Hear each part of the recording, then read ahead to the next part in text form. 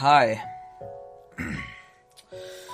I'm gonna be playing some more of this because it's so riveting. It's a riveting tale of love. So, I'm just gonna load my game. Wait, we're back right in, I guess. I feel very tired this morning, probably because yesterday itself was a very tiring day. On top of that, I woke up far earlier than necessary. After saying hi to Shizune and Misha, I start doing the work as instructed from the board. It already looks like today is going to be heavy. I don't have a problem with that now, though. Shizune and Misha might jump on me trying to get an answer about whether or not I've decided to join the student council, even if it's just one day. I'm hungry. I should have ate. Boy, whatever. It's too late for that now. I wouldn't put it past them to try, and I don't have an answer for them if they do, so this situation's convenient for me.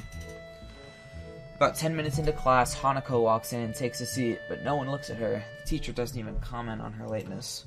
He does, however, stop us to say that we're going to break into groups again. I turn my head and see that Shizune and Misha are looking at me. Shizune gives me a smile that's equal parts cute and menacing. This is a smile that says, "We have you now, there is no escape." Hichan, it looks like we're together again. Yay, yeah. Misha leans sideways while Shizune pushes her desk closer to mine. There really is no escape now unless I were to jump through the window. Jumping out the window isn't the best option, sadly. Ellipses! What's wrong, Hichan? Oh, Hichan, have you been thinking about what you said yesterday? You said that you'd think about joining the student council, didn't you?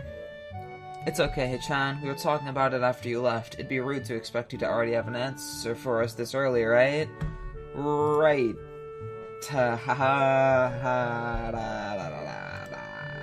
I'm so happy you two are able to have a laugh at my expense, and even more pleased to know that you both know how crazy the two of you can be.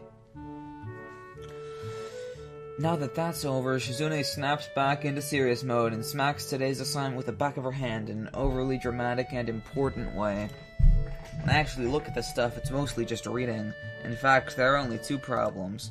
I almost want to say something about how her rush to get started seems a bit much, considering the small amount of work. In fact, Shizune probably knows how little there is and simply doesn't care. Yeah, it seems like the workload doesn't matter to her as much as the fact that there is work. The actual amount is unimportant. She approaches everything with the same level of ambition! While I'm reading, I let my eyes wander around the room and catch Hanako trying her hand at solving the problems. It looks like she's working alone. I can't remember seeing her working with other people before. Thinking back to how shy she is, it's understandable. Hey, that girl over there. Huh? Who, Hichan? Her, Hanako, over there. Does she always work alone? I think so, Hichan. Do you feel sorry for her because she's alone? I was just thinking that maybe she could work with us or something. No, I don't think that'd be a good idea, Hichan. Why not? Hichan wouldn't get along with her. Oh. Do Shizune and Hanako have some beef? Why? Misha shuffles around the question, letting out a laugh that sounds very strange. Like this. Probably.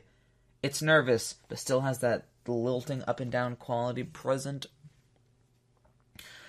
in everything she says. Just because, Hichan. She's avoiding the beef. By now, Shizune has noticed our conversation. It makes me realize again how Misha's been signing everything she's been saying this whole time. She's visibly flustered. What, Shichan? The friend of my enemy is my enemy? That sounds so harsh. I'm not gonna say that. You said it anyway. I know, Hichan. It's fine if you overhear. I wonder if this is Misha's way of keeping things fair, since without her I wouldn't be able to understand the thing Shizune is saying, and vice versa. Is that also why she signs all the time, so there's never a conversation? Shizune will be left out of. Anyway, we should start on the problems now. We finished with time to spare, and I decided to ask if there are any alternatives to the cafeteria, as frankly, the food so far has been subpar. This ends Shizune and Misha arguing among themselves about their favorite restaurants. All of them are downtown, so I don't think we have time to go all the way there. And what about the bill? Are they arguing just for the fun of it? Maybe. They seem so distracted by it that they don't even notice the start of the actual lunch break. I look over my shoulder towards the back of the classroom. Hanako is studying her notes from the previous class.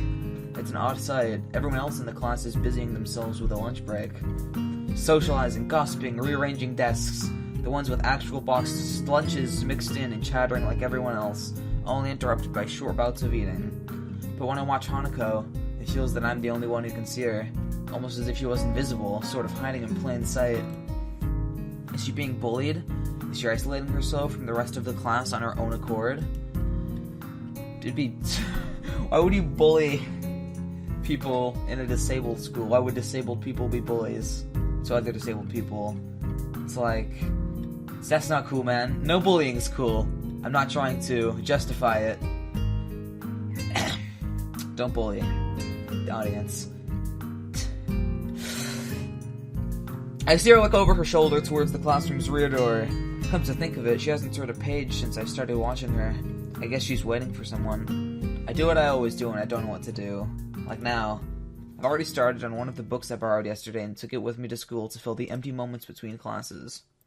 I find the page that I creased a corner of to mark the spot I left yesterday night and pick up from there. Misha and Shizune are still arguing heatedly, probably about restaurants still. If I joined them, I'd just get caught up in that, or worse, get grilled about joining the student council. Misha isn't speaking aloud since there's nobody who'd need to hear what they're talking about. Why does she tend to sign things even when Shizune doesn't need to understand what's being said? Or even more strangely, when Shizune is not around at all? What an odd conflict of habits. I find it hard to focus on the book, and besides, the lunch break beckons me to leave the dullness of the classroom. I do so, heading down for the cafeteria. Misha and Shizune, having come to a conclusion of one kind or another, follow in my wake, though still talking in their animated fashion. Just around the corner of the hallway, something hits me in the chest with the force of a runaway train. Ouch! Oh, who's this? Opening my eyes, I see a pair of saucer-like green eyes looking up at me. Oh, it's a new character. A new girl. I like, my favorite character is probably Kanji. Is that his name? Wait. No. Kenji. Kenji! His name's Kenji. Our neighbor. He's cool. Funny. I like him. They belong to the perpetrator, a short girl who bumped into me and has now fallen down onto the hallway floor. Sorry, I don't know if you heard that. I was swinging open the door in my desk. She wears a PE uniform and a very worried frown. The former strikes me as a rather strange thing to have on during a lunch break. More striking than that, though, is that she doesn't have legs. Or she does, but they're not flesh and bone. Her pale and very much flesh and bone thighs end in shins and feet made of some black, metallic, or plastic-like material. They look disturbingly artificial and unnatural. It almost makes me forget that my chest is hurting. The girl winces a little, rubs her nose, and jumps up. Aw, man. Hey, are you alright? I'm sorry about that, really, says Twin Tails Girl. I wasn't looking where I was going, and you just came out of nowhere. Sorry. She's looking really apologetic in the her puppy way. In the her puppy way of looking apologetic. I quickly forget about being angry or anything, since hurt puppies are my weak spot. It's okay, don't worry about it. Ouch. I say that, but there's a stinging pain growing in my chest, and I know that this is about the biggest possible danger for my condition. Oh, man. Don't overexert yourself. Don't forget your medication. And most of all, don't get hit in the chest. I try to rub my solar plexus to chase the pain away, holding my breath in an attempt to hear my heartbeat.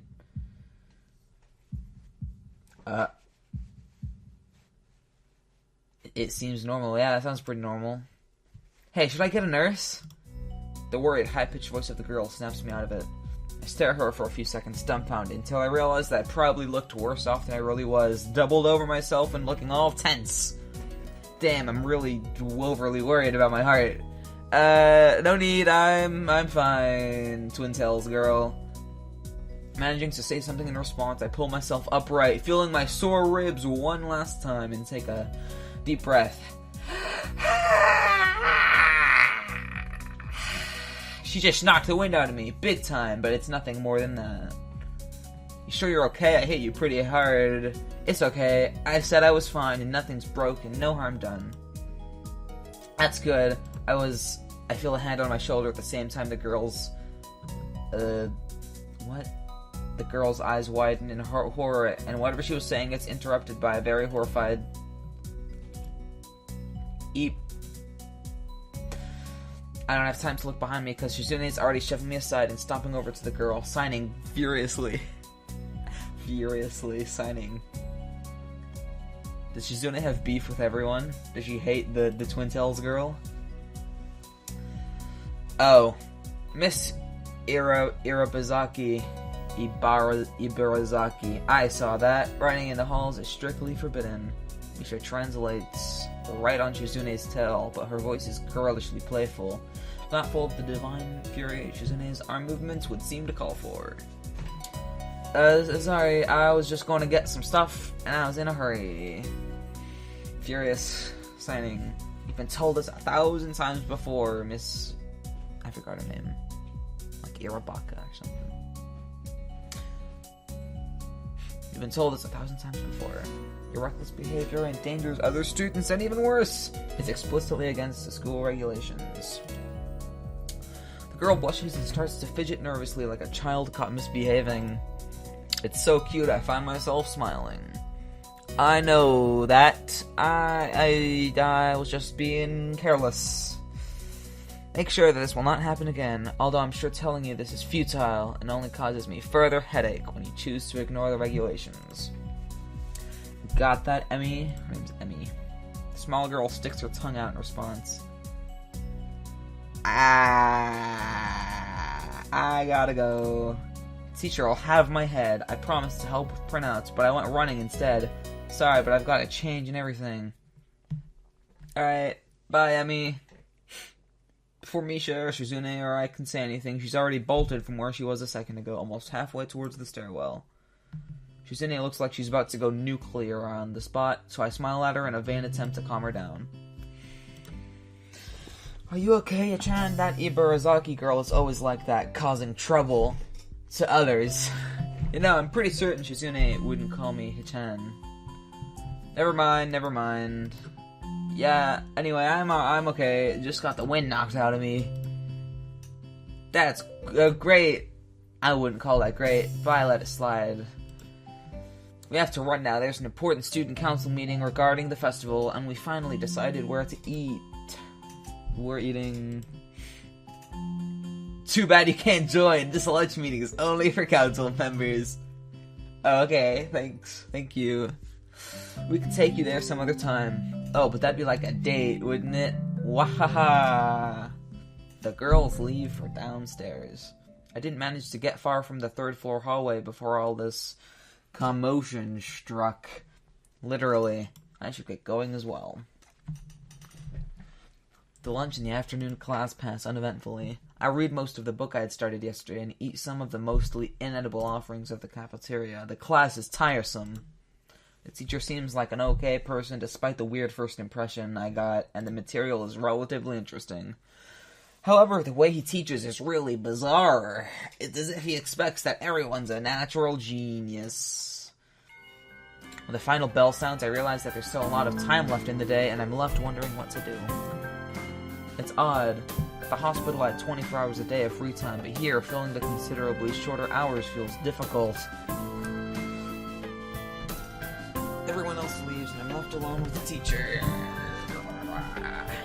Mutsu is examining the assignment sheets we were working on earlier, marking them with a red ball pen.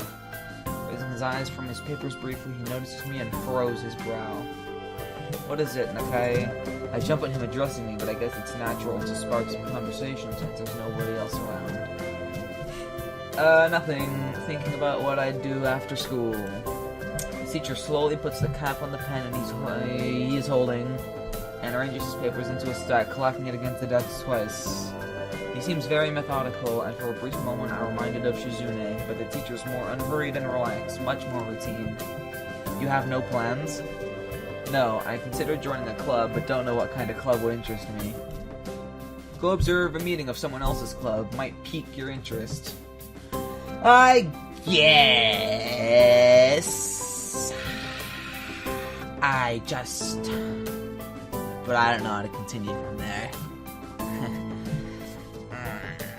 Mitsu looks at me in a way that makes me quickly want to take the words back to avoid a conversation. But I can't, so I have to forge ahead. I just don't know how to deal with people. I mean, the other students. I'm talking to people and everything, so it's not that I'd be isolated or anything. I just don't know what to think about the disabilities. It's like, it feels that I'm being impolite if I pay attention to them, and it's weird to ignore them. Damned if I do, damned if I don't. The teacher scratches his cheek absent-mindedly, looking very unresponsive. These things are only an issue if you make them one, that's true. Being a worried boy. You can talk normally with someone even if they're blind or something. Try to look behind the superficial. There's not a single student here who isn't just a normal kid behind whatever they might see at first glance. He says the same thing as Yuko did. Oh, Yuko's the librarian, right? I think. I know they're right, but it's hard.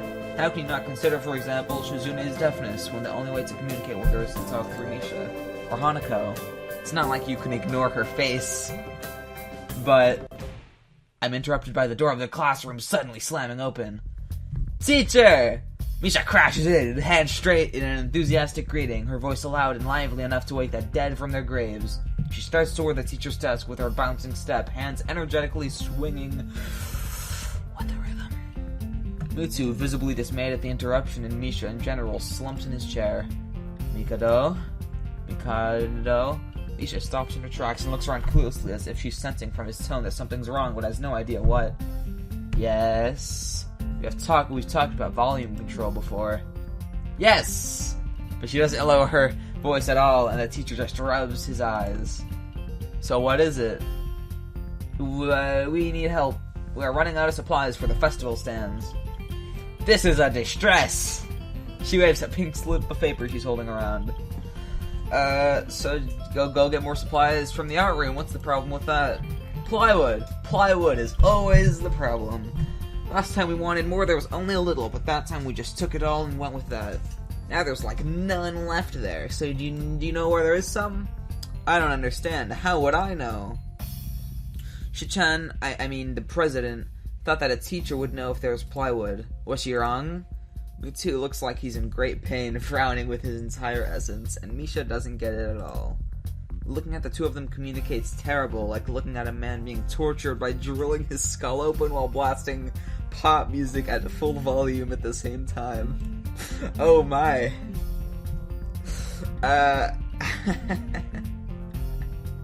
This game, man. I'm afraid I have no idea if there's any plywood in the school, let alone where it would be if there was any. Aw, what should I do? Perhaps try to find Mr. Nomiya? I'm quite sure he would know where to find everything you need. You'd have to pry them from his cold, dead hands, but that's a different matter. I don't have time, we're so busy. She holds her head with both of her hands, looking as despairing as it's possible for a person like her. Without even noticing, she crinkles the note she's holding against her hair. I shouldn't even be fetching these things. There's so much to do and we're falling behind the schedule. Mutsu looks at her gravely and then suddenly smiles. Smiling doesn't really fit his face. I think he'd be better if he didn't. I wonder if you could get some temporary help? He switches to staring at me focusedly with a hard expression, as if trying to say, go make some friends. I don't want to do that. I guess I could give you a hand. I'm so lazy. You can, thanks, Hichan. You really are nice. She pauses, does a double take, and then points me with her finger, yelping, "Ah!" and looking very puzzled. Come to think of it, what's Hichan doing here? Class is over, you should be having fun. We just had a little chat. Oh no! It's not detention, is it? Are you in trouble, Hichan? No, I'm not. Is Hichan in trouble, teacher? No, he's not. Mutsu sighs deeply, and I feel that I have to help Misha to get her off the teacher's back. So what do you need? Here's a list. I can try to find the plywood from somewhere if there's none in the art room. She offers me the note she's holding. I take it, hesitating a bit. I said I'd help you, but this has no implications on whether I'm joining the council or not.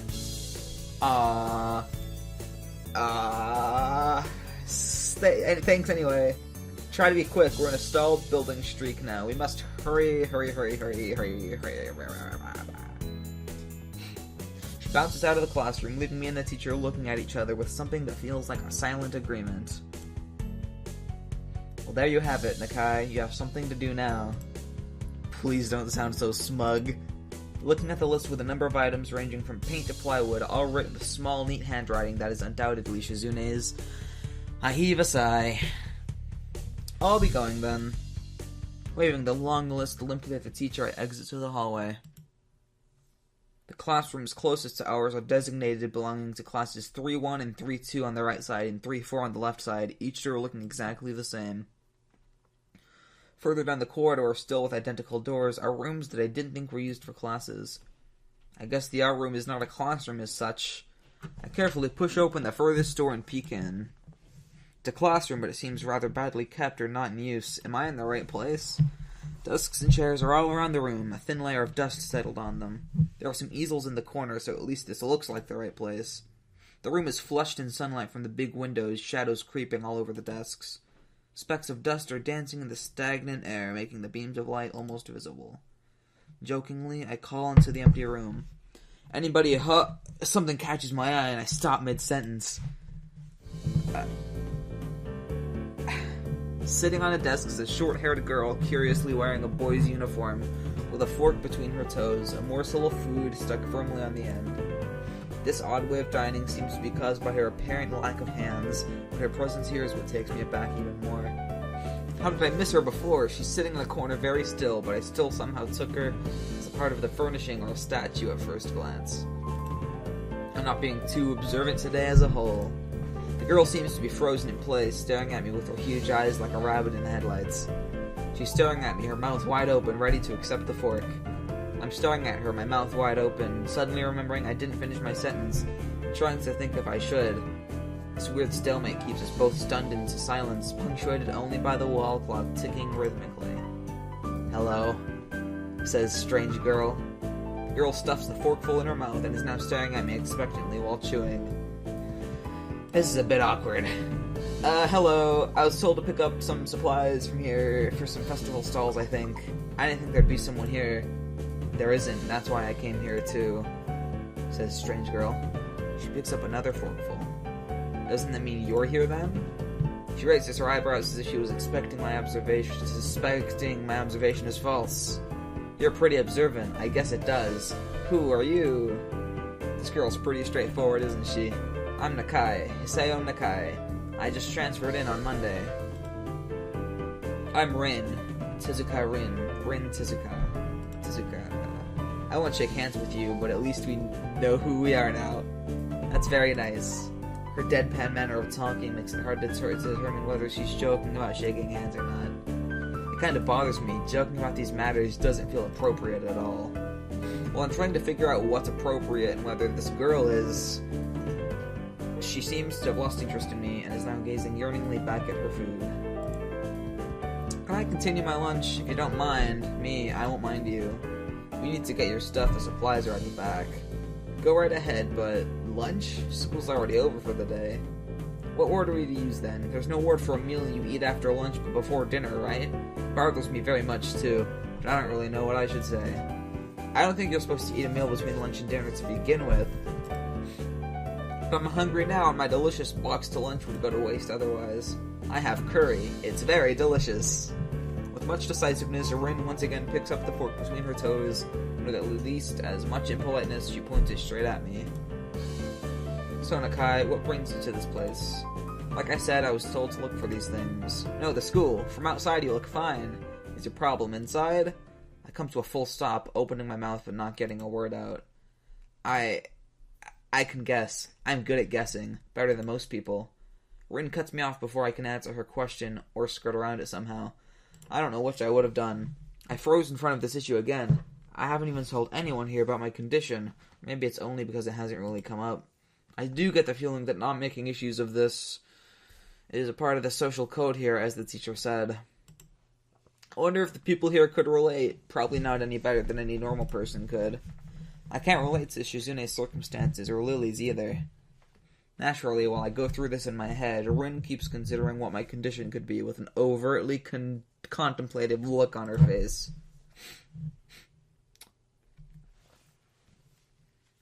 She puts her fork between her lips and leans back, looking at the ceiling as if the answer was written up there. A beam of light illuminates her face from the window side, creating a mask of dark shadow on the other side. I don't think it's anything in your head, and something in your guts would be boringly ordinary like this lunch of mine, and less delicious. The problem must be in your pants! This messed up Sherlock Holmes kind of statement and the sheer lack of tact it was delivered with catches me completely off guard. I think I might have reeled back even physically as Rin's eyes widened in revelation and astonishment. So I was right. There's something with your tackle, isn't there? Still partially in shock, but recognizing the need to reply something, I spit out the first thing I can think of. No, nothing like that. I have a heart problem, arrhythmia. I said it. More like blurted it out, but I said it. The girl in front of me purses her lips together and glowers at me, looking very disappointed. How boring. Trouble in the pants would have been much more scandalous. What's with this reaction? I'm sorry to let you down. I forgive you. Just, I collect people and a person with, you know, that kind of problem would have been really great. Collect people? People with different problems. So you just, like, go around asking people what's wrong with them? Pretty much. I see. Little left to say, Rin resumes her lunch and the conversation dies away, but I keep thinking about what was said. It's the first time I told anyone else about my condition. All the other people have either known about it already or heard about it from someone else. Or didn't need to know about it, like every other student here so far. Should I have told it as a natural part of introductions? Is it expected of me? Hi, I'm Hiseo. I have a very serious heart condition. Is that how I'm supposed to go around introducing myself from now on? As if our disabilities would define us. What a disgusting thought. Maybe this Tezuka girl just has an unnatural interest in such things. As I walk to the back of the room to pick up the items on Misha's list, a chance opens to study Rin from the corner of my eye. Her hair is a burnt auburn, almost orange, and cropped short. Long hair would probably be impossible with no arms. The boy's uniform and the lack of arms make her look very thin, almost scrawny.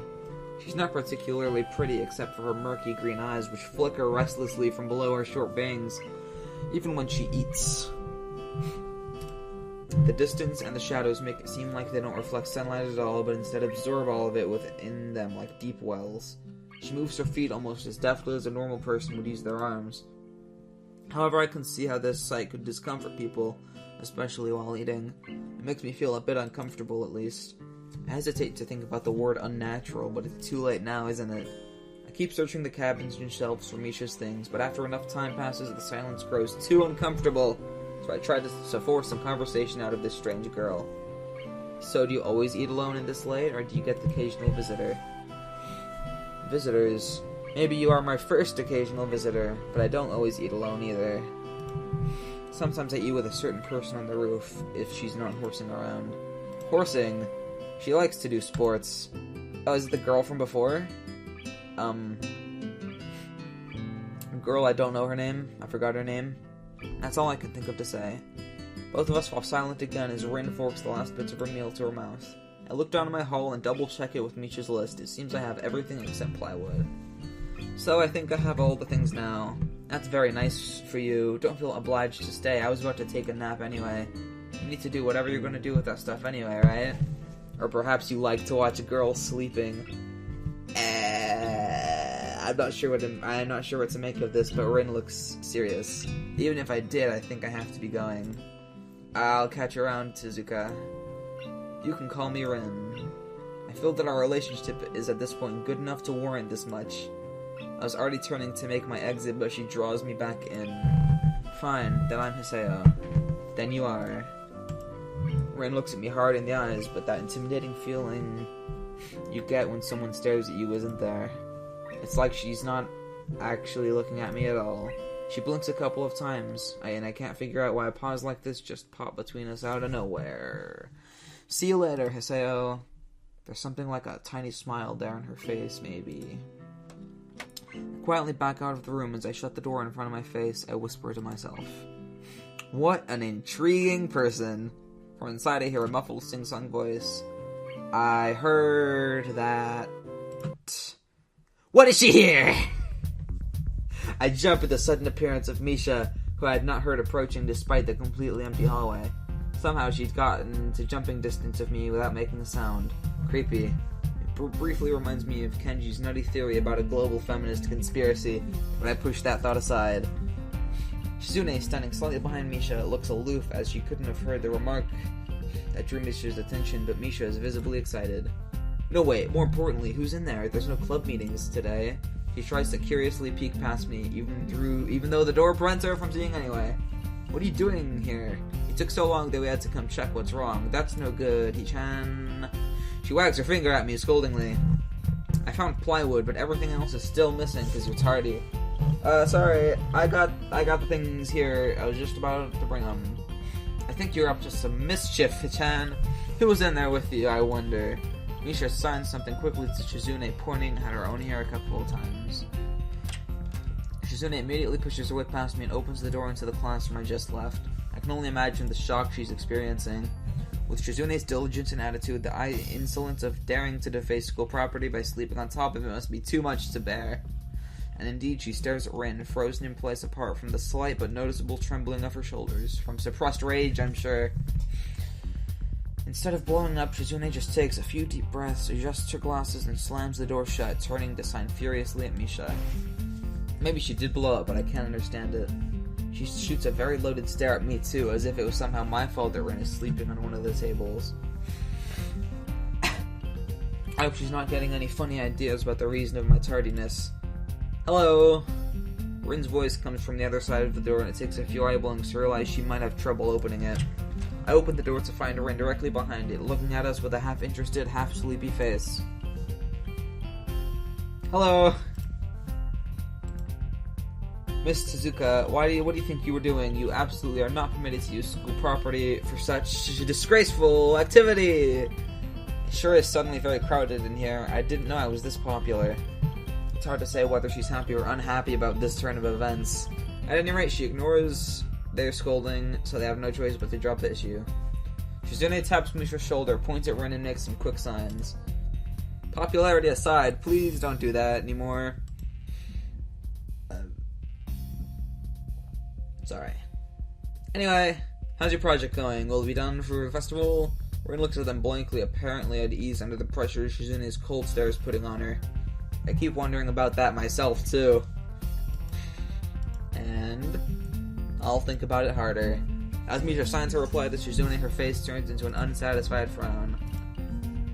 Miss Tezuka, please try to take this seriously. It'll be a disaster if the wall looks like someone threw up their lunch onto it. Rin nods assertively. I'll think more seriously. Misha actually giggles at that, but Shizune doesn't, not even after translation. She just shakes her head, takes the materials from me, and takes off with Misha in tow. Rin frowns thoughtfully as she looks after the retreating student council duo. How rude! It's true though, I must finish my project before the weekend. There will be dire consequences if I don't. The end of the world as we know it. Like weekends usually are, but more dire. Much more dire. Maybe I'll postpone my map to unforeseen future. I'm about to ask what project she has and what are these apocalyptic consequences, but she walks back into the art classroom. Since you have nothing to do, would you give me a hand? This paint can doesn't fit into my bag, but I need it. She kicks lightly at a huge can of paint that's lying on the floor next to the table she was sitting and sleeping on. It lets out a dull clang. Being the gentleman I am, I naturally pick it up. Heavy. Yeah, sure. Where do you need to take it? Away.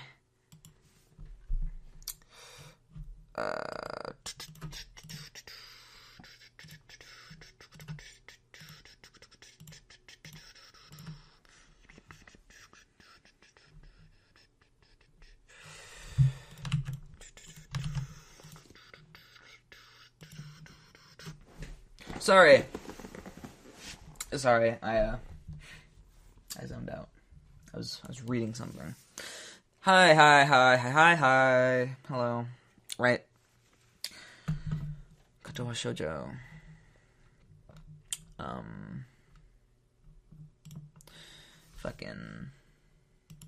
And with that, she takes off to the hallway, me and the paint can following since there's little choice for either of us. The hallway is quiet and empty now with Shizune and Misha's gone, so we two leave towards the stairwell at the other end. Every 10 or 15 or 20 steps I have to change the can from one hand to another because the thin handle cuts into my palm. At least it keeps my arms from tiring too fast. Rin strolls on beside me with an uneven pace that I have trouble matching. Or maybe I am walking weird because of the extra weight. It seems one of us is constantly walking too slow or too fast. I can't figure out which. 2 flights of stair below. Trouble appears.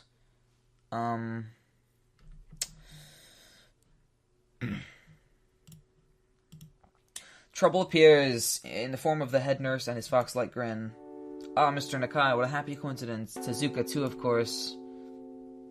He nods courteously to Rin, who does not acknowledge him back. Then turns to me because obviously it's me we had some business with. There's something I forgot to mention on Monday. I nod and wait impassively because I can't even begin to guess what he forgot. The feeling of the handle delving deeper into my skin doesn't make me feel enthusiastic about this interruption either. It's about your medications. Since you haven't been that long on your current medications, there might be some unexpected side effects, which might require adjusting dosages or even changing to another kind of medication. So we'll do a few tests regularly. But what I want is for you to keep an eye on everything in your condition that feels off, if you get what I mean. Nausea, headache, anything. And come see me if something happens. Alright. Okay. So how are you? Everything fine? I give up and drop the can to the floor before answering him. Apparently this takes longer than my biceps can handle. I'm about to say something generic as an answer, but then I realize how often I've done that lately. Other people have asked me that too, teachers and students here. My parents, visitors, nurses, doctors at the hospital. Everyone seems to be concerned about that. It's natural for a hospital, but not so much for a school. Except this school. It's a small school, and both the student base and the faculty seems to be very tightly knit. At least that's the feeling I'm getting. And this is not the kind of school that gets transfer students too often. Thoughts send shivers up my spine, but I give a generic answer anyway. That's great. Also, one other thing. My sources tell me that you've been at neither the school track nor even the pool, so I'd like to know if you've taken up exercising as I asked. Of course I haven't, but his way of inquiring gives me the feeling that I should have been running my ass off on the track since the very first day. You have people spying on me? Not as such, I just happen to know a few people. That's not the issue here, so don't try to slip out of it. Well, I was just gonna do some improvised weightlifting as an exercise. I pick up and lift the can up and down a few times like some sad imitation of a bodybuilder, even though it's weighing down on my arms painfully. The stupid grin disappears from his face for a second, then comes back like it was never gone. Tezuka, would you give us a second? The nurse grabs me by the shoulder without waiting for Rin's permission, which she didn't need in the first place, and drags me aside. When I told you to exercise, I wasn't joking. I understand that you're still in your first week and all, but please don't ignore the importance of this. The reason I'm coming down this hard on you is that habits are not easy to form. The more you slip and postpone, the harder it'll be. It's the same with everything, like dieting. Can you promise me to be more serious about this from now on? Yes. I promise, definitely. I could die if I don't exercise. Gotta get that exercise. He studies me for a moment, then shrugs, smiling again. Oh yeah, that's more like it. If you go to the school track tomorrow morning, you'll meet my spy, who probably has no qualms offering consultation to you if you want to jog a bit. Consultation? See you around. He leaves with a wave of his hand and no answer, and I walk to Rin, who's been waiting, idly leaning against the hallway wall and staring at the pale lighting fixtures in the ceiling. Even when I approach, she doesn't move her eyes off them. Are you getting medications for your heart thingy? Were you listening? It comes out more accusatory than I intended. Were you listening? Accidentally lashing out on her. But even so, I don't really want to start talking about it. I just met her. I don't even know her. It's not her business. The nurse seems to be happily ignorant about confidentiality, too, talking about that kind of thing in public. But it's not Rin's fault, is it?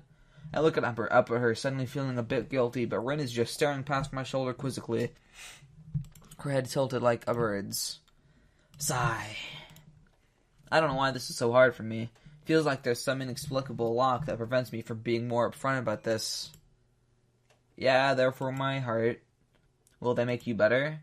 No, not really. They just make me less worse. Rin keeps looking at me for a while longer, and she neither says anything further nor displays any kind of emotion I could discern. I'm thankful that she doesn't. I think I'm still not quite used to all this.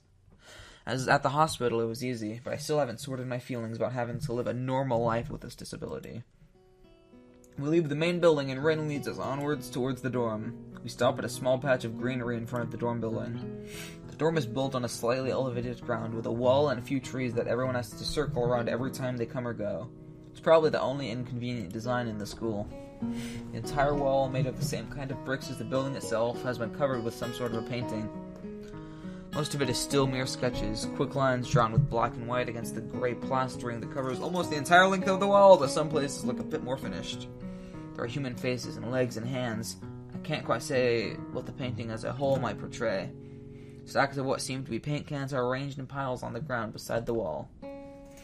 See, the left side is hardly off the ground yet. It's because I couldn't get in the mood yesterday, so I gave up and went to meditate instead. Then it was suddenly morning. I have to work on it, but the guys from art class are helping with the negative spaces and base surfaces whenever. Which is a problem. It's easier to paint big areas if there are a lot of people with hands. The reach is better and it's faster too. She goes on a tangent of a tangent, waving a little with her arm, or whatever of it there actually is, to demonstrate, even though I got the point already. The white cotton of her sleeve flaps around it. It makes me think it could look sadder than it does. But it makes me feel out of place, like almost every tangible reminder of the student base's special properties has... Makes me feel out of place, like almost every tangible reminder of the student base's special properties has in the past few days. The student base's special properties. Alright, I didn't get it. I didn't get it. I didn't get it at first. This girl doesn't notice my dreary feelings, of course, or the fact that she lost me a while ago already, and just keeps on blabbering. So that's why I'm trying to figure out if there's something I need to figure out, and then figure that out before it's too late and all hope is lost. Why would the hope be lost? Because paint has to be painted, and then it has to dry, and then it has to be painted over with another kind of paint. It takes time. She finally stops, apparently thinking she made some kind of a statement that makes sense. I think it's best to just start from the top. So this is your project? You did this? Yeah. All of it? Yeah. Nice, but I stumble with my words, suddenly feeling like I've walked straight into the minefield of political incorrectness. It's okay, you can say it. I probably won't get mad. I blush really hard. I don't really know what would be the right thing to say, if any. It feels like I'm way more sensitive than Ren is, though. This is really awkward. Don't you want to ask? How do you paint without hands? See, I'm an easy person to talk to, right? With my feet. I almost guessed that already, but isn't that hard to do? You're good at guessing. Anyway, I don't think it is. Maybe I'm used to it by now. I can't get my mind around the fact that she could be an artist, but seeing how adept she was using her feet to eat, I figure painting might not be a problem either. Neither of us has anything more to add to the subject. The afternoon light works pretty well. I was afraid it would look too flat, but it's not like that after all. I think it's actually pretty interesting. I wanted to see what it looks like in dim light. Do you think it's flat? Well, paintings tend to be flat. Not like that flat, flat, like some people are. No substance, no meat where there should be some. I know a few girls who... Okay, I get it, but I couldn't really tell. I'm not that good with art. I can't name many artists or artistic terms. I don't really have anything to say. Rin shrugs her shoulders without saying, "Suit yourself," without saying it, and looks up at the sky as if trying to look for something up there. I didn't think I'd get any actual work done, but if you give me a hand with the paints, I could do a little before it's too dark. I wanted to get a halogen lamp like the ones they have at the sports track, but there aren't any. Rin sure is quick to recruit my help, as was Shizune. It really makes me feel that the festival is such a big project that every pair of hands is needed. Why not? I'm not really sure if I can be of any help, though. It's just mixing some paints. You can do that, probably. Do you have motor control problems? Like, those people who have some? Cerebral palsy, maybe? Not that I know of. I get it. Her thing has nothing to do with that. She gives me a sly look for no reason. No, it doesn't. Let's do it then. So she sits on an empty wooden box and very naturally picks up a wide brush between the toes of her bare right foot. I open a few of the cans and pour some of the contents into shallow bowls for mixing. The thick paints flow lazily from the can to the bowl like syrup. I mix them, creating funny, hypnotic-looking swirl patterns that melt quickly into each other to form a new monotone hue. Rin sets to work every now and then asking me for a hand with something or another. Finding different brushes is easy enough, but mixing the paints to be the exact tone this girl is apparently seeing in her head is a frustrating ordeal. She wants precision down to the last millimeter before she's satisfied, but her instructions are obscure at best. Add half a splash of green. I crouch down to pick up the can of bright green. The other green, this green. I carefully pour some of the other green paint into the mixing bowl. No, that's almost a whole splash. More white. Is green a good color to add? No idea. You're the artist here. A hint of smile appears in the corners of her mouth. Do you lack an opinion? No, it's just that I have no idea. It's okay, because I just got an idea. Add more white. With this exclamation, I pour a minuscule amount of white into the bowl and mix it. It looks slightly whiter. That's not good. It has to be like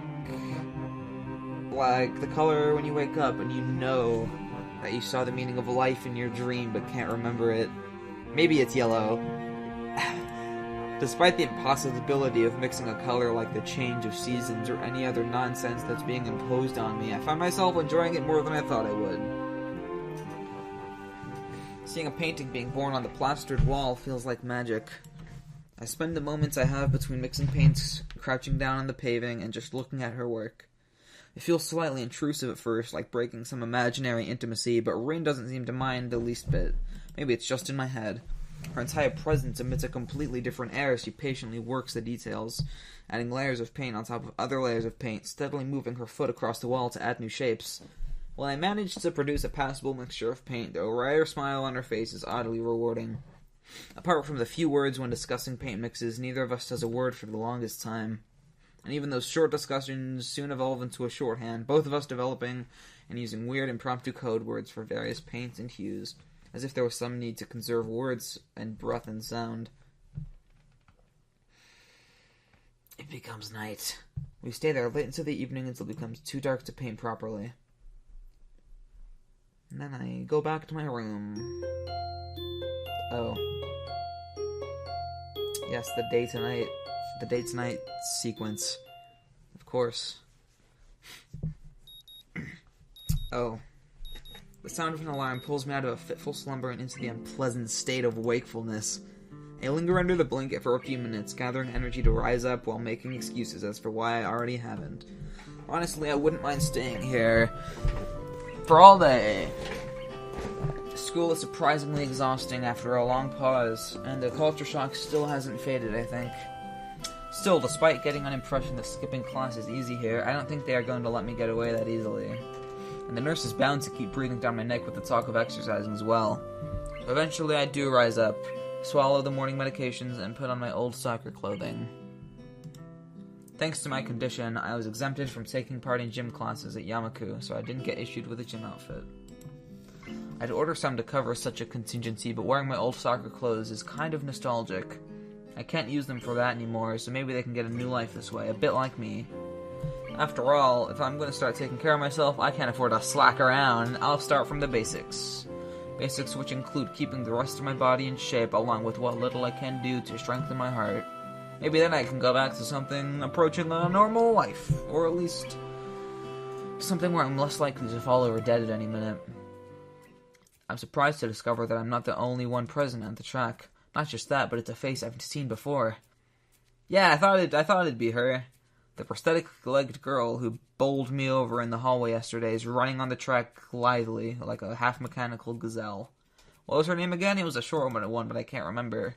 I can't remember either, man. Don't worry. She seems to be running laps at a somewhat easy lope, her prosthetic legs clacking rhythmically on the hard track surface.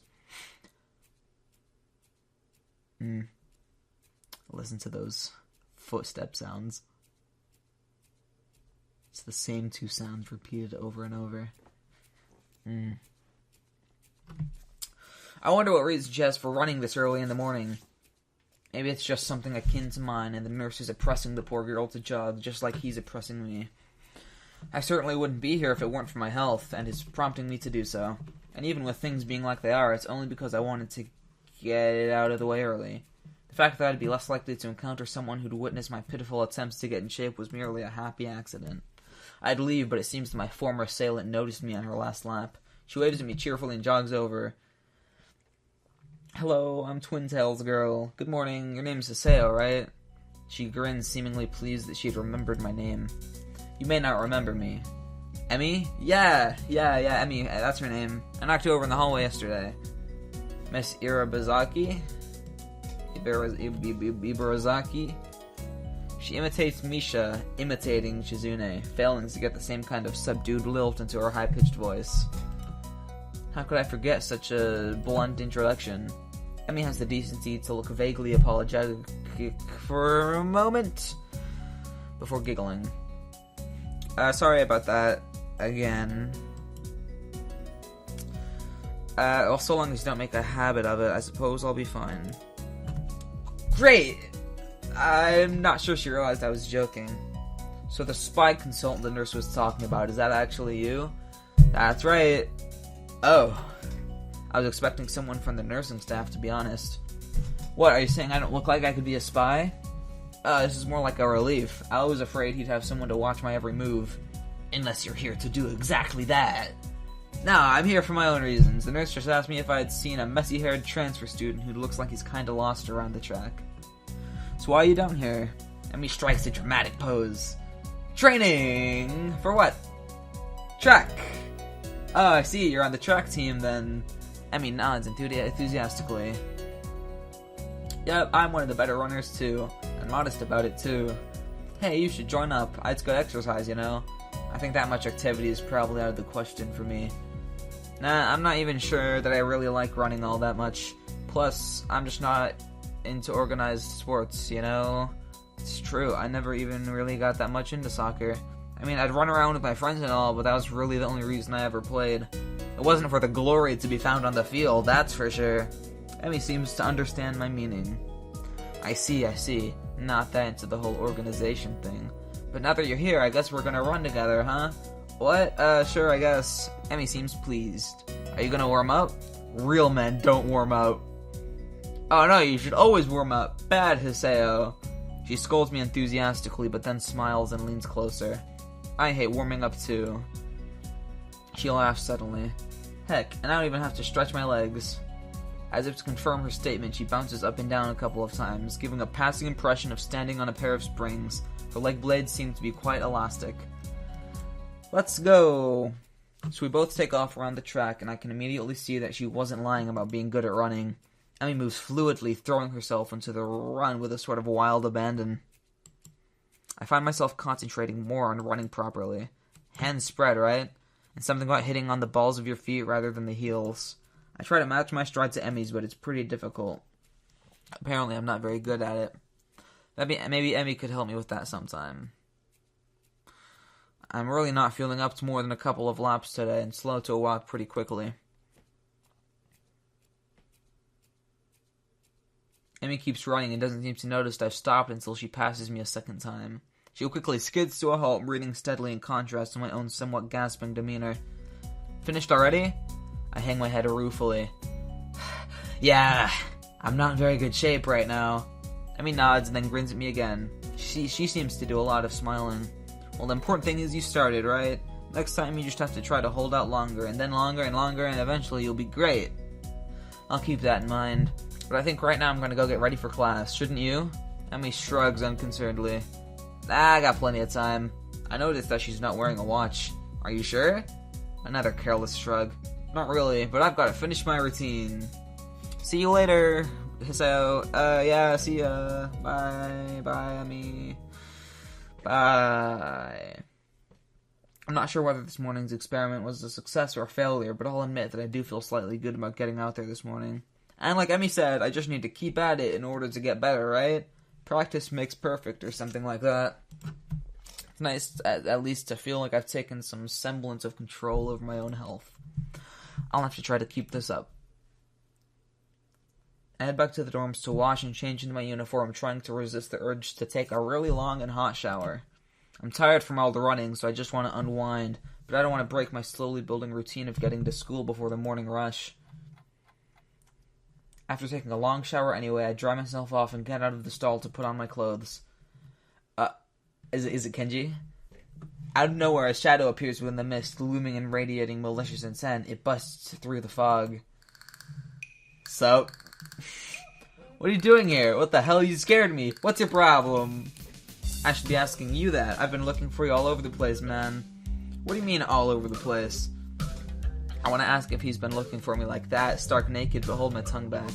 I finally realize I'm still naked too and quickly hold up my shirt in front of me, but Kenji doesn't seem to notice a thing. His glasses are fogged up. Then why doesn't he wipe them off? Is his vision so bad it's like he's perpetually seeing through fog? You know, your room and... yeah, that's it. Hey, I mean, I still have to get up though. Whatever, it's not important. Can I borrow some money?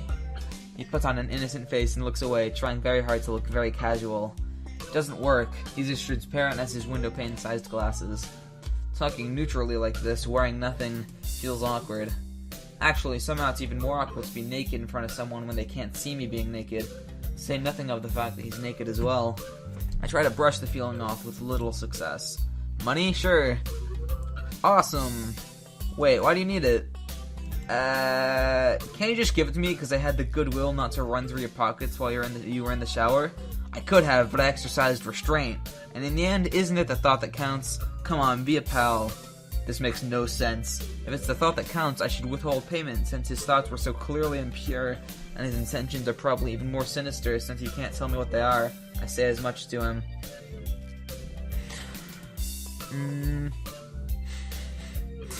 I'm offended, man. But if that is your game, then fine. I guess I have no choice. I want to order a pizza, but I already have most of the cost of the pizza.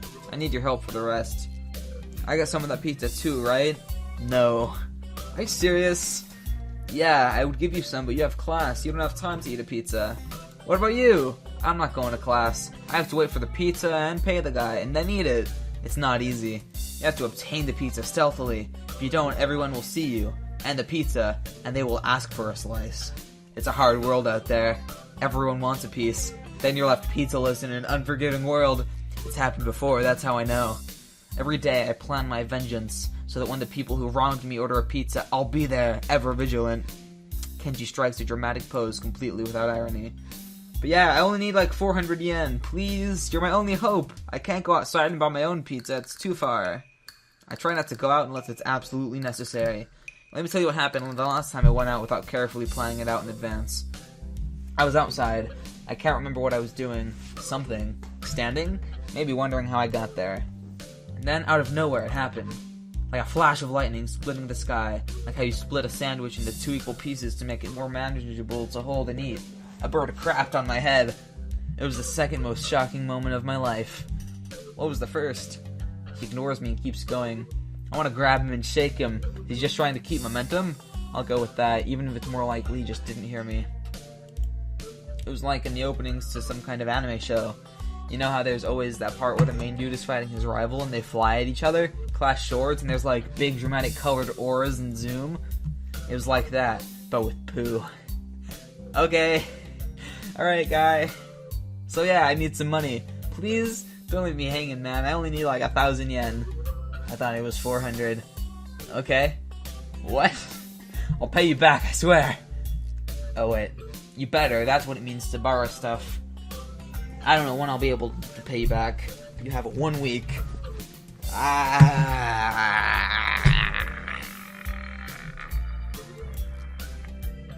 Kenji winces and makes a noise like a dying cow, and a particularly disturbing fact, given that his baton is conducting freely.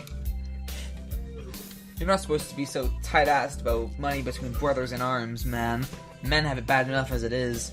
Did you know that male porn stars only make about half of what female porn stars make? That doesn't mean anything unless you're a porn star. So maybe I am a porn star on the side, struggling to make ends meet as I fight the feminist agenda. You can't even spot me your crumbs, you bastard. Nobody understands. Nobody. Wouldn't feminists be against pornography in the first place? This feminist agenda stuff again? This stuff is important. I can see that you don't give a shit, but this is serious here. Feminists are a dangerous enemy, make no mistake. You take them lightly and you wake up in the morning with a knife in your back. BAM! Out of nowhere! How do you wake up in the morning if someone stabbed you in your sleep? Women are terrible at stabbing things. I thought you just said don't take them lightly. Well, I don't mean to take them lightly for... I mean don't take them lightly for the big things. Individually, they're not a threat. But if there's some kind of war, like a big war, with men on one side and the feminist forces on the other side, it would be pretty ugly. That day will come when the feminists come out of their central top-secret worldwide feminist headquarters and say, "It's on now, motherfuckers." You're being ridiculous. There's no worldwide feminist headquarters building. Where would they even hide that?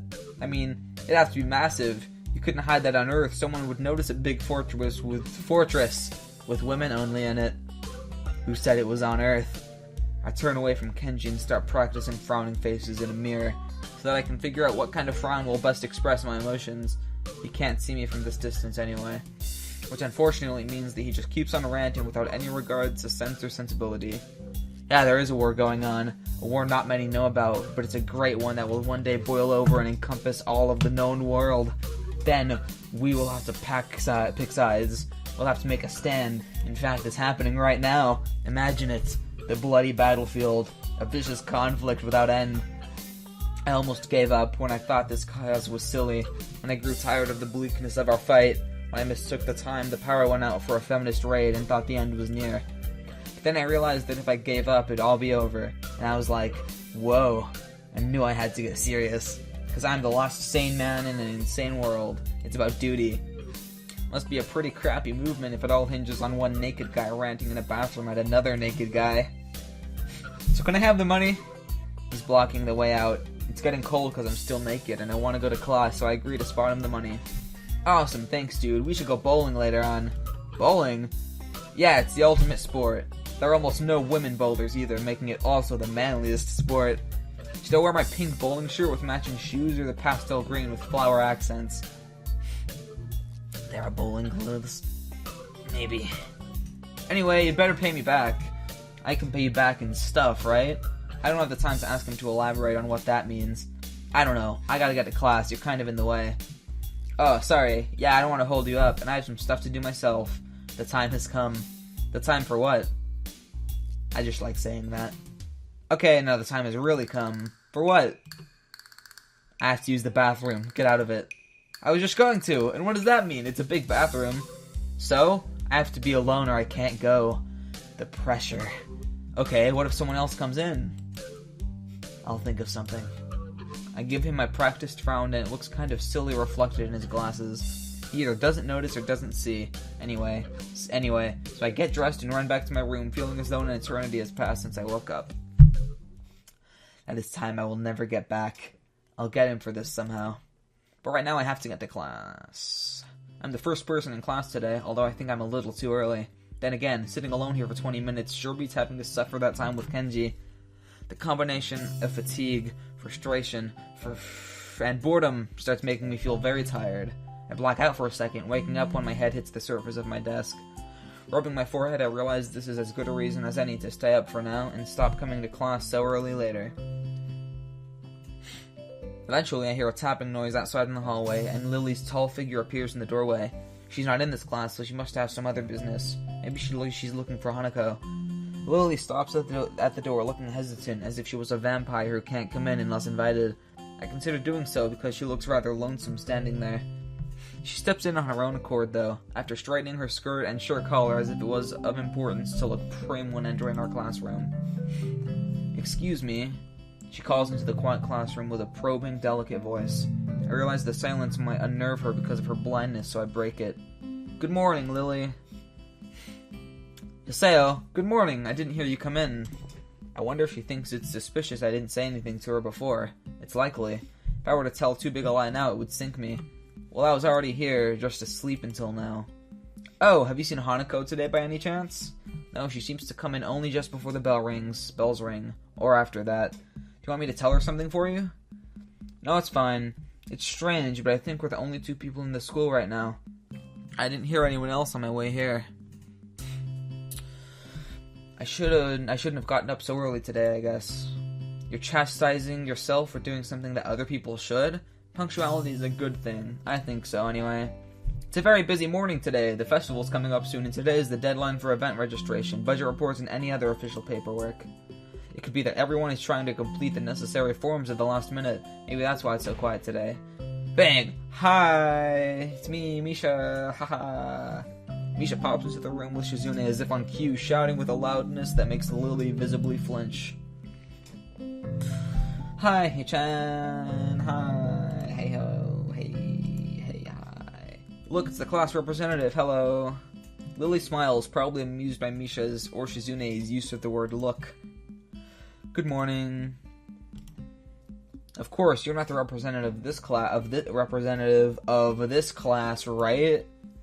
"I'm not." Lily seems a little more guarded in her answers to Shizune than she was with me the other day. I guess they don't really get along at all. Then I realize that Lily might not actually know Shizune's present, and she's trying to detect whether or not she is, to know who she's talking to. For all she knows, she's talking to Misha, but knowing that she and Shizune are practically inseparable, she might expect Shizune being the one that actually talks. Damn, how complicated. I decide to help Lily out for my own peace of mind more than anything else. "You were here early, Shizune." "You were here even earlier than us." Misha puffs out her cheeks angrily. Why is she getting angry? Does she feel emotions on Shizune's behalf too? It's not that weird though, that Shizune didn't like my little comment. It's true, I was here earlier than them, so me saying something like that could definitely be misinterpreted as anything.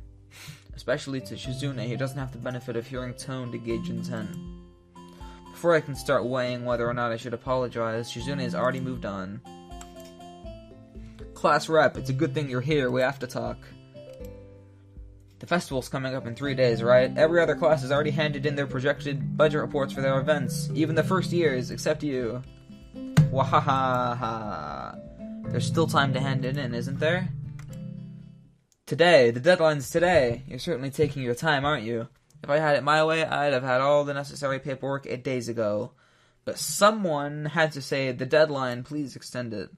"Yeah, that was me. Planning something on this scale is not a small task, and a week is too small a time frame to expect a whole class to work out such a complex issue." Completely. Do you want to know what's harder than distributing the funds for one class's event?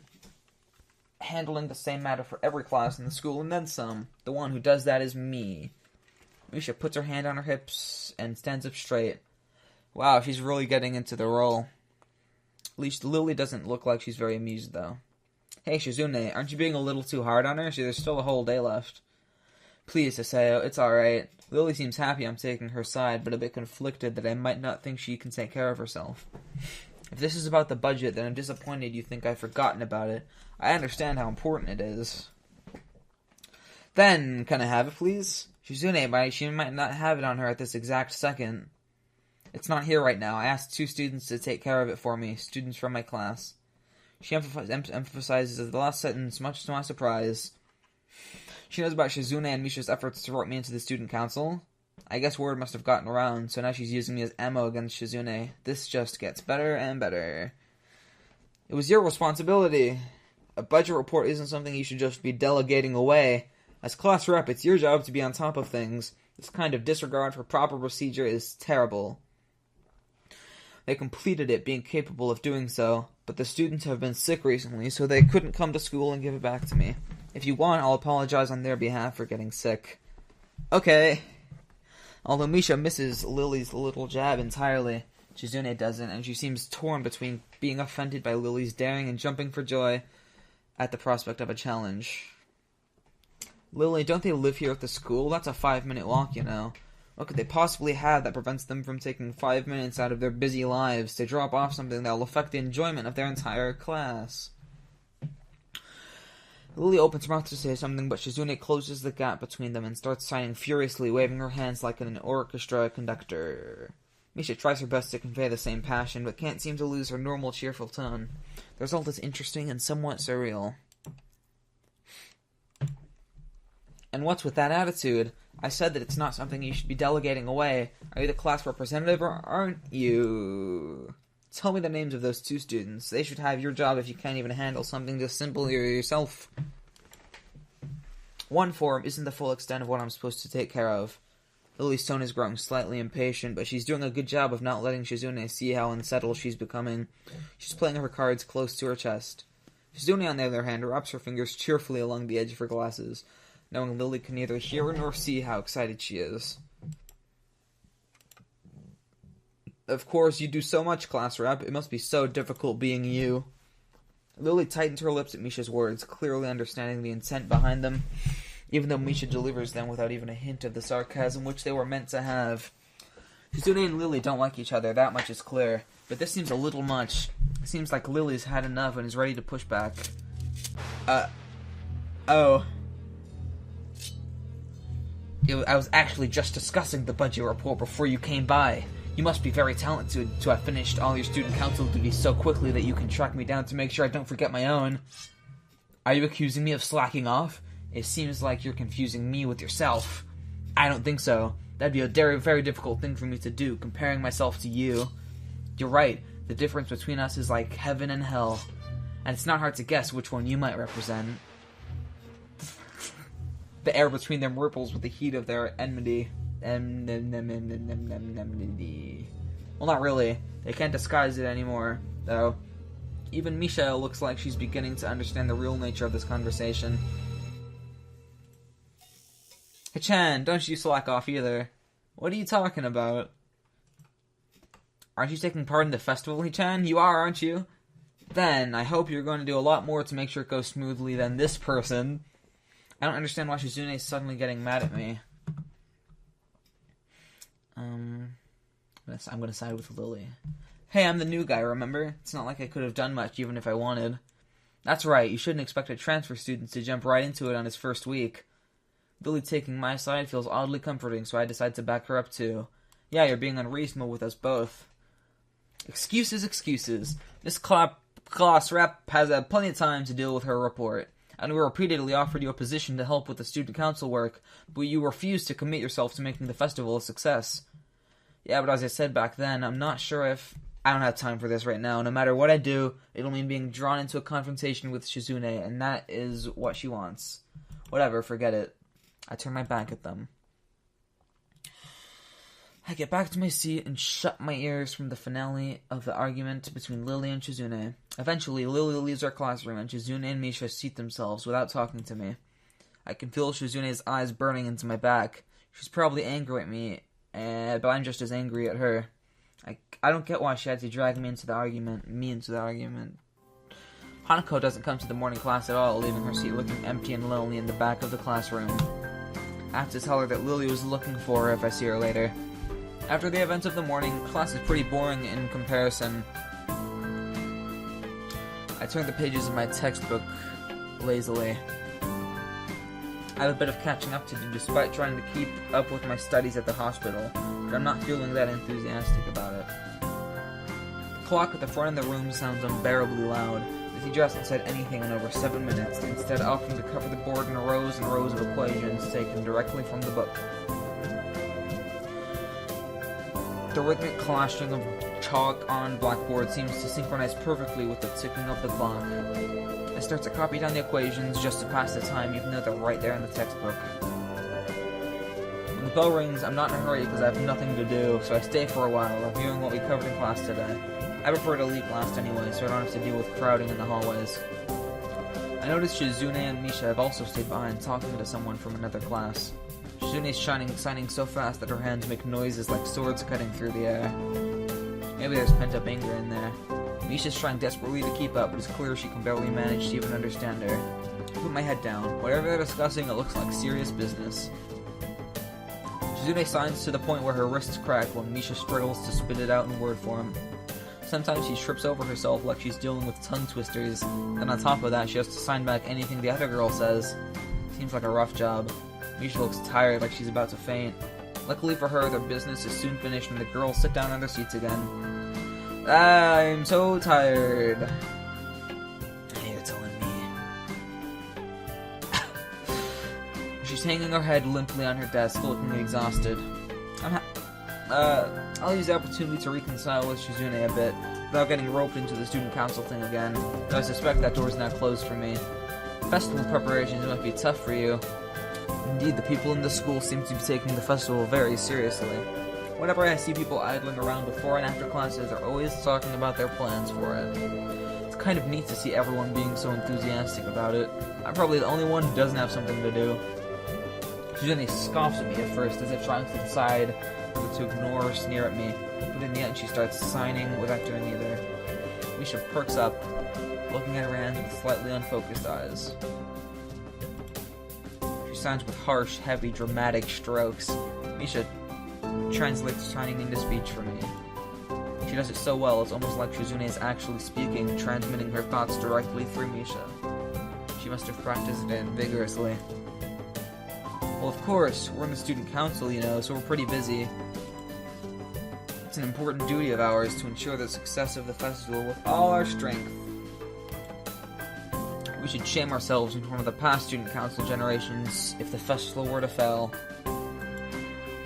That's why there must be no flaws, I think that was encumbrances. No nothing that might make the festival short of perfect. Shizune's passionate speech and Misha's enacting are really oddly fitting of them. Oh, hello. Oh, hi Hanako. I look over my shoulder and see Hanako peering timidly into the classroom, most of her body hidden through the door. Hey, playing delinquent again? Hanako blushes hard at Misha's straightforward jab, even if it was only in jest. Shizune stares at her probingly, causing Hanako to look down and start backing away to the point where only her fingers can be seen wrapped nervously around the edge of the door. Maybe she's showing her dislike of Hanako by association of her dislike of Louie. It appears so, and Hanako probably knows it as well. What is it, Hanako?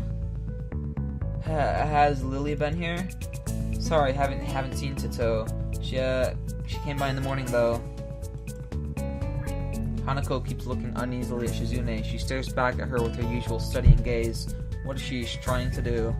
Of course, Shizune isn't going to look away, and she's intimidating enough as it is.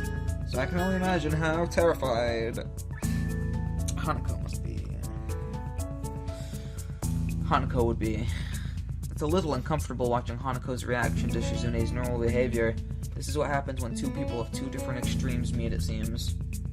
Do you know where she is? If she has any sense in her head, she's in her classroom working on their festival project. But who knows where that woman is loitering at? Hanako nods quickly and retreats with haste. What were we talking about? Oh yeah, we're working really hard to make the festival happen. And driving other people insane along the way. Well, good luck with that. I stand up to leave, making my exit before either of them manages to berate me any more for slacking off. The hallways are somewhat quiet, as expected. Everyone must be in club meetings or at festival preparations or both. Shizune's words about being a slacker echo in my head. I feel a bit guilty about not contributing, but I seem to lack the resolve to do something concrete about the matter. For the festival, it's too late already unless I count helping Shizune and Misha, which I naturally don't. And clubs, I don't know. Maybe I'm not a club type of person. Halfway through the way from the school building to the dorms, I spot a figure in front of the dorms. It's Rin. It looks like she's working on her mural today, too. I walk over to her, but she doesn't seem to notice me approaching. She's sitting on an upturned box, looking intently at the wall she's painting with a brush held between her toes. The mural has progressed considerably since yesterday, but it's still only half done as far as I can tell. More colors have appeared, and the twisted, human-like figures have spread and increased in number. I have to say, the style is quite eye-catching and very unique. Not that I would be knowledgeable about art by any measurable scale, but it's very nice looking nevertheless. I clear my throat to get her attention, but not startle her so that her concentration won't break. Wait. She doesn't even turn to check who it is. I'll wait.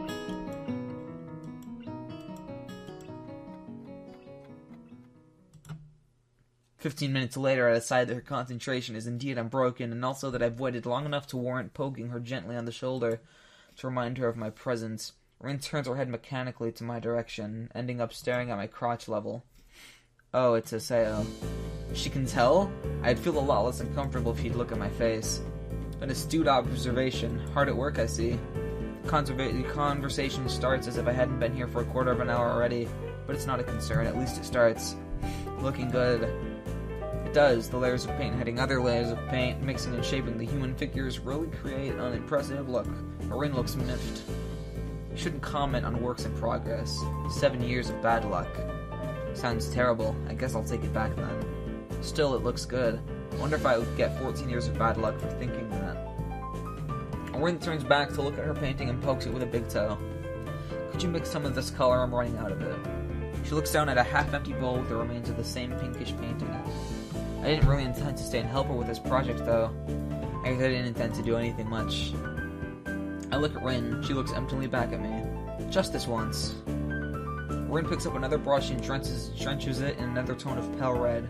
There are dozens of similar bowls all around her working area. From the looks of this scene, she could have been sitting there for hours. I wonder if she has. That means she'd have been skipping school, though, which of course, wouldn't put me on someone like Rin. I pour a little bit of white and red into the bowl, trying to match the color with the one already on the wall. I can't seem to get it right.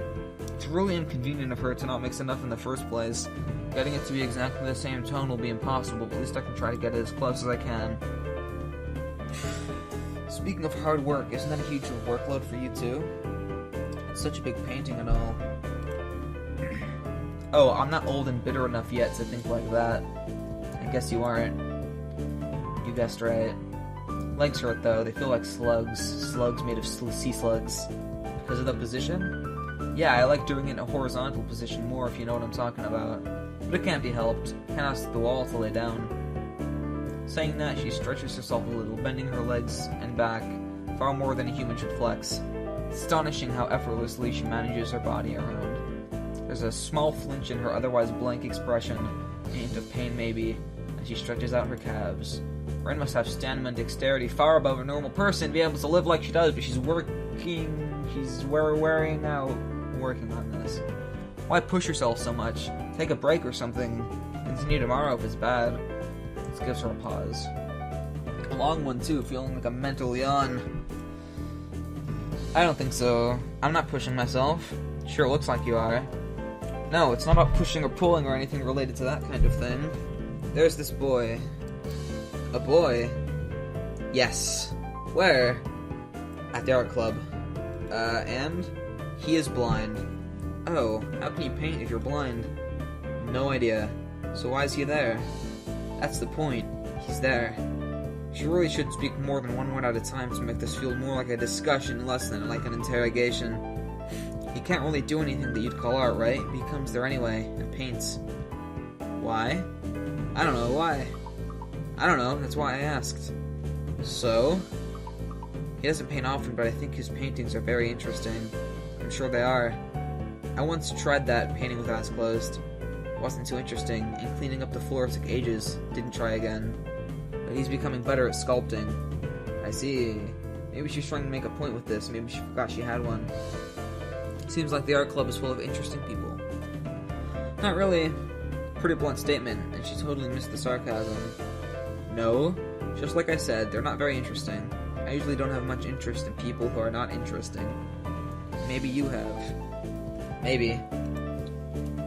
But that boy is interesting. Maybe I'm like that boy, or maybe you are. Maybe everyone is. Doing things you can't do just because you can. That's pretty deep, I think, and tell that to her. You're a deep one. Nah, I'm a really shallow and thoughtless person. People say that to me all the time. Did you know I can only think of 4 things at the same time? No, but now I do. Right now I'm thinking of the second floor's girls' toilet, ice cream flavored ice cream, the middle toe, and a haircut. I'm going to need a haircut. She shakes her head around vigorously, letting her short, messy hair ruffle wildly around. I can see that doing it is something she likes to do. We fall silent as Rin treads around absent-mindedly, poking some brushes around. The thought about the art club sticks in my head for a while longer. I'm feeling like I'm treading on very unknown territory with art. The way these meetings with Rin go, it's as though I'm starting a smoking habit or something. I should probably stop talking with her. It's not like I dislike her, despite the confusion her being herself causes. I don't dislike art either. I've even drawn for fun sometimes. I just don't have a real creative drive or any technical skill. So usually, if I were to draw something, I get white paper syndrome and just freeze completely. That, or I manage to draw something disfigured and promptly get frustrated at my inability to put the picture in my head down on the paper, then call it quits without really even trying to make an effort. Rin clearly doesn't have this problem, but she frustrates me in another way. Being with her is like looking into a mirror that doesn't reflect anything. Makes one question the sanity of the act. Rin sits down on her box, swaying from side to side, apparently comfortable with the uncomfortable silence. She's staring at me again, or maybe over my shoulder. I can't quite figure out why her eyes are focused. I'm thinking of leaving so she can carry on working undistracted. If I could do whatever I'm gonna do alone. It's not like I have anything that must be done today. Oh, shoot. Who? Nobody. I just forgot to tell Hanako that Lily was looking for her.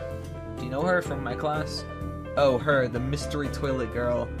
That person is funny.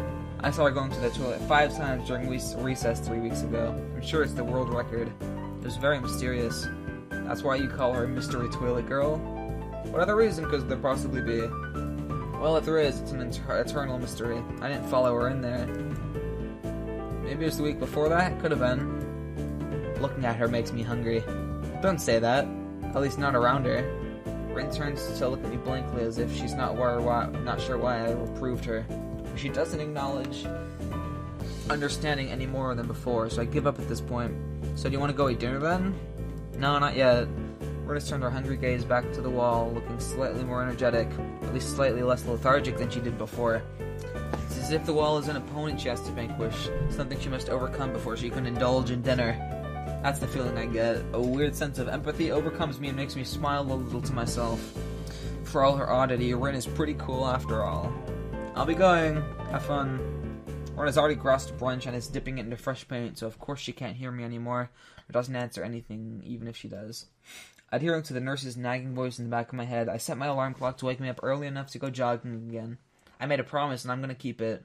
Besides, Emmy is bound to rat on me if I don't show up. But it's not all that bad. Transition.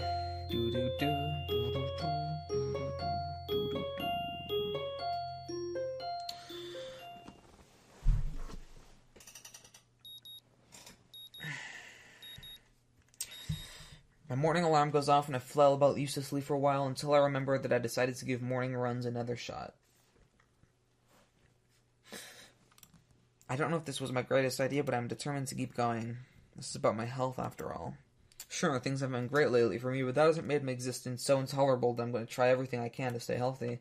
Besides, it's all about asserting some kind of control over this thing, right? If I can manage that, well, I can manage anything. At least that's what I keep telling myself. Once again, it would appear that I'm not alone in my run.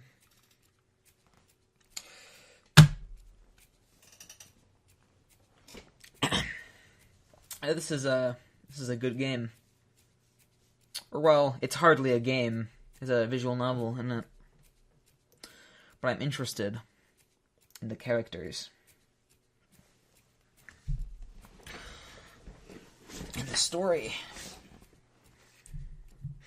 of our protagonist, Haseo Nakai. I think that's his name. I'm going to end it here because my voice hurts a bit, and I think that's long enough, I guess.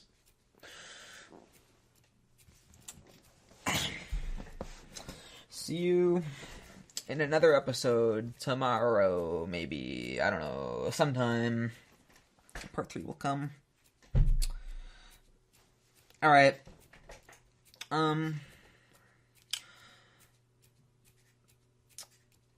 That's it. Bye. Thanks for watching, I suppose. Or wait, I need to save the game. Show image. Oh, I can just look at the image. Okay. Save. Yep. Okay. thanks for watching. Again. Bye.